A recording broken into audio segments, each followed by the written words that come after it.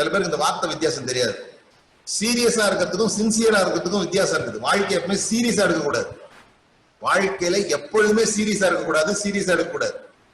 ஆனா ஒவ்வொரு விஷயத்திலயும் சின்சியரா இருக்கணும். சின்சியர் வேற, சீரியஸ் வேற. சில பேர் சின்சியருக்கும் சீரியஸுக்கும் வித்தியாசம் தெரியல. சின்சியரா படிக்கிறது வேற, சீரியஸா படிக்கிறது வேற. ஏன்னா அப்பா அம்மா திட்டிருப்பாங்க, பையன் புக் எடுத்து சீரியஸா உட்காந்துருப்பாங்க, ஒண்ணுமே யாராது உள்ள.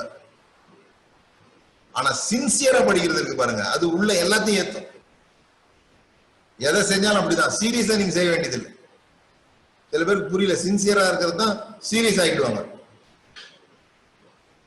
அப்பா அம்மா புரிஞ்சுக்கணும், சின்சியர் வேற, சீரியஸ் வேற. பிள்ளைங்கள்ட்ட சீரியஸா இருக்க வேண்டிய அவசியம் இல்லை, சின்சியரா இருக்கணும்.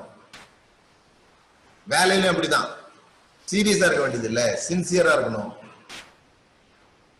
அதுதான் டிலிஜியன்ஸ் போட்டிருக்கு ஆங்கில வேதாகமத்துல. சுறுசுறுப்புள்ளவனுடைய கை செல்வத்தை உண்டாக்கும். சுறுசுறுப்புனா பரபரப்பா இருக்கிறது இல்ல. சில பேர் சுறுசுறுப்ப பரபரப்பாகிட்டாங்க.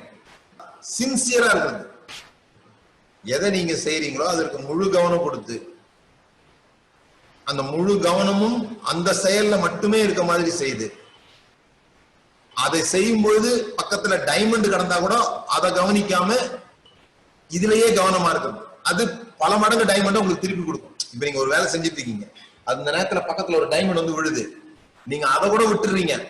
ஏன்னா இந்த வேலையில நீங்க கவனமா இருக்கணுங்கிறதுக்காக. அப்படி நீங்க வேலை செஞ்சீங்கன்னா இந்த டைமண்டை இழந்ததுக்காக கவலைப்பட வேண்டியது இல்லை. இந்த சின்சியாரிட்டி உங்களுக்கு பல டைமண்டை கொண்டு வரும். நமக்கு அப்படி இல்லை. நம்ம வேலை செஞ்சா இருக்கும்போது பக்கத்துல அதை விட முக்கியமாக தோன்றுகிற ஒரு விஷயம் கிடைச்சா உடனே அதுக்கு போயிடுறோம். அதான் ரிவெக்டிங் யுவர் அட்டென்ஷன் அப்படின்னு சொல்லுவாங்க. சில லாபமான விஷயங்கள் இருந்தா கூட, இல்ல இதை நான் பழகிறேன், இதை நான் பழகிட்டு இருக்கும் போது மற்ற காரியங்கள் எனக்கு முக்கியமா தெரிஞ்சா கூட அதை நான் பழக போறது இல்லை, இதுலயே நான் பழகி ஒரு குறிப்பிட்ட காலம் இதுல நான் மாஸ்டர் ஆகிற, இது நான் பழக போறேன்.